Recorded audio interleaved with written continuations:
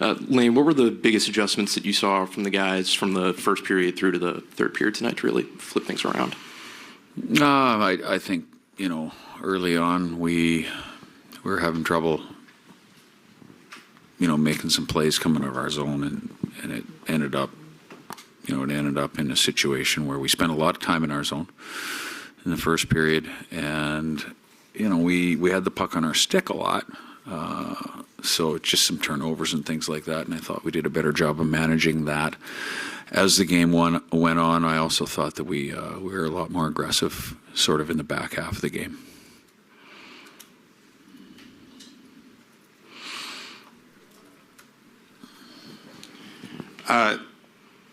Lane, on the goal that Marchment scores, Montour steals it in the defensive zone, races it up the ice. Is that kind of your definition of turning defense into offense? Like, is that kind of what you're looking for on that front?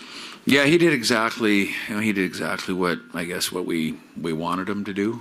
Of course, he made an elite play. So certainly was well done from that standpoint. But the whole sequence was pretty well defended, and then and then you've got an elite player making an elite play, and that's always nice to see. And Jared McCann said there was some encouragement, as you would call it, in the dressing room in between periods. Did you hear any of that, or were you involved in the conversation at all to help turn things around in the second? Yeah, I mean, you get into a home opener, and there's some nerves. You've played some exhibition games, but you haven't played, quote unquote, a regular season or a real game for a long time. And if you're looking at the league as a whole right now, I think home teams were like 2-7 in the first two nights, or 2-5 in the first two nights. You get the introductions, and your routine is a little off or whatever, and so there's times when teams are coming out a little slow, and that's what we did. Congratulations, Coach, on your first win tonight.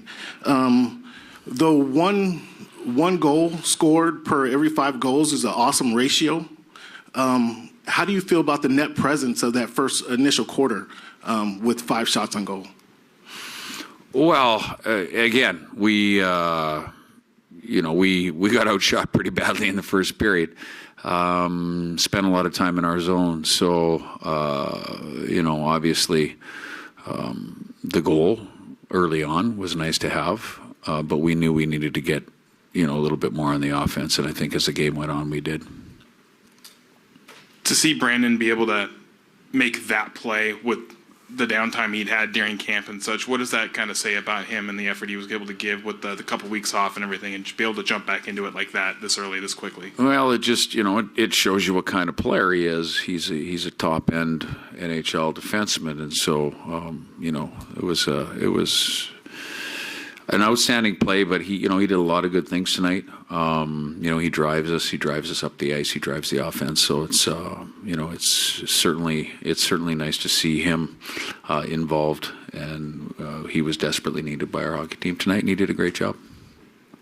Coach, somebody mentioned net front presence earlier. I mean, all 3 of your goals tonight had an element of net front presence between Tovlin and screen, and then the 2 bang conversions. What in a game like this, when it's so tight checking and both teams are structurally sound, I mean, how much is that going to be a difference maker, do you think, going forward for your team? And were you pleased with how much of it you saw? Yeah, I thought it was pretty good. And to answer your question, how much of it? It's critical. There's little details and little things within the game that make the difference between winning and losing, and there's a number of those things. Certainly, net presence is one of them. The goaltenders are too good in this league that if you don't, get in front of them and take away their vision a little bit at times, you're not going to have a lot of success. So we'll continue with that theme and continue to try to get to the net. Jeff, can you hand that mic to Joe there? Why did you decide to sit Yanni Newman for the last 15 or so? It seemed like Stevenson was kind of double shifting on that line there. Yeah, we were in a position where we shortened the bench a little bit. They were also shortening their bench as well, And so in order to, get the matchups and the proper matchups that I felt we needed, we shortened our bench. And why do you think Newman wouldn't be able to, or I don't know if that's the case, but do you feel like he would have been able to step up there, or why? Yeah, but at the end of the day, you just make decisions for the now, and we move forward from there, and it's part of his development and growth as well.